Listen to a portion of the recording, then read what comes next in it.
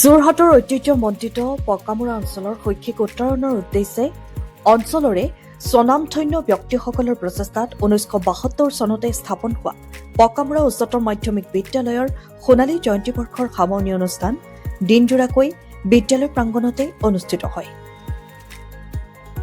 পুৱা পতাকা উত্তোলন, স্মৃতি তৰ্পণ, তোৰণ উন্মোচন, আসন প্ৰতিষ্ঠা, নাম প্ৰসংগৰ পাছতে উদযাপন সমিতিৰ সভাপতি হেমন্ত কলিতাৰ সঞ্চালনাত মুকলি সভাখনি অনুষ্ঠিত হয়।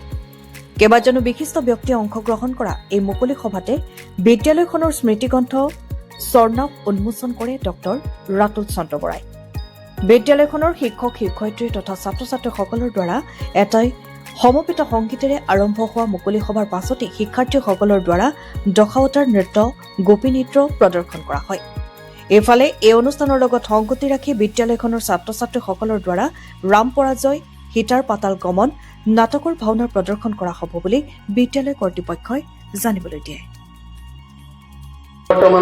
পকামুৰা উচ্চতৰ মাধ্যমিক বিদ্যালয় 1972 চনত স্থাপিত হৈছিলে আৰু 2022 বৰ্ষত এই 50টা বছৰ অতিক্ৰম কৰিলে।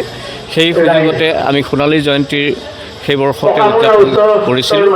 আৰম্ভণি অনুষ্ঠানটোৰ উদযাপনৰ শেষত আজি 2026 বৰ্ষৰ 3 জানুৱাৰীত প্ৰতিষ্ঠা দিৱসৰ লগত সংগতি ৰাখি আমি সোণালী জয়ন্তীৰ সামৰণি অনুষ্ঠানটো আজি এটা দিনজোৰা কাৰ্যসূচীৰে আৰম্ভ কৰিছোঁ। গতিকে এই কাৰ্যসূচীত আমাৰ এটা আধ্যাত্মিক যি কাৰ্যসূচী আমাৰ বিদ্যালয়খনত প্ৰশিক্ষণ কিছুমান চলি আছিল, সাংস্কৃতিক প্ৰশিক্ষণ, যেনে ধৰক আপোনালোকৰ গায়ন বায়ন প্ৰশিক্ষণ, ঠিক একেধৰণে দশাৱতাৰ নৃত্য প্ৰশিক্ষণ, গোপী নৃত্য প্ৰশিক্ষণ। গতিকে সমস্তখিনি আমি মাজেদি ল'ৰা ছোৱালীসকলৰ সৰু সৰু ল'ৰা ছোৱালীবিলাকৰ মাজত আমি ভাওনা প্ৰশিক্ষণ আৰম্ভ কৰিছিলোঁ। গতিকে এই গোটেইখিনি কাৰ্যক্ৰম প্ৰদৰ্শন কৰি এটা আধ্যাত্মিক কাৰ্যসূচীৰে আমি আজি কাৰ্যসূচীটো আৰম্ভ কৰিবলৈ বিচাৰিছোঁ। আৰু পুৱাৰ ভাগতে আমাৰ নাম প্ৰসংগ হ'ল আৰু পৰৱৰ্তী পৰ্যায়ত আমাৰ বিদ্যালয় সংগীতেৰে কাৰ্যসূচী আৰম্ভ হৈ এতিয়া আমি সভা চলি আছে। তাৰপিছত আমাৰ দশাৱতাৰ নৃত্য, গোপী নৃত্য, ঠিক কৃষ্ণ নৃত্য আৰু গায়ন বায়ন প্ৰশিক্ষণ, আৰু তাৰপিছতে আমাৰ আজি শ্ৰীৰামৰ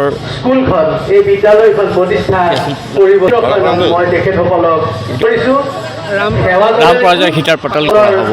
গতিকে এই এটা আধ্যাত্মিক কাৰ্যসূচীৰ মাজেদি আজি আমি অনুষ্ঠানভাগী সামৰিব বিচাৰিছোঁ।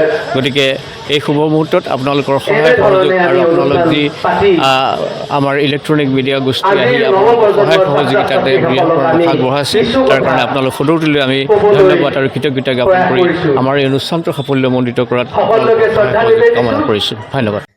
20 বছৰীয়া যোৰহাটবাসীৰ একমাত্ৰ ভৰসা প্ৰতিষ্ঠান ৰিয়া টি ষ্টল। হয়, যোৰহাট পুৰণি বালিবাটস্থিত বিজি পথত আপোনালোকৰ আপোন আৰু ভৰসাৰ চাহ, মিঠাই, বিভিন্ন সুস্বাদু সমৃদ্ধ বিপণী Riya tea stall. Riya tea ষ্টলৰ দ্বিতীয়খন সংযোজন ৰিয়া টি ষ্টল ৰাইজৰ বাবে মুকলি। ইয়াত নানান ধৰণৰ বিস্কুট, ব্ৰেড, সুস্বাদু পেষ্ট্ৰি, কেক, চাহ, কফিৰ লগতে বাৰ্থডে কেক উপলব্ধ। লগতে অৰ্ডাৰ মতে যোগান ধৰা হ'ব। তেনেহ'লে পলম নকৰি আহক আপোনালোকৰ প্ৰিয় বিপণী ৰিয়া টি ষ্টললৈ।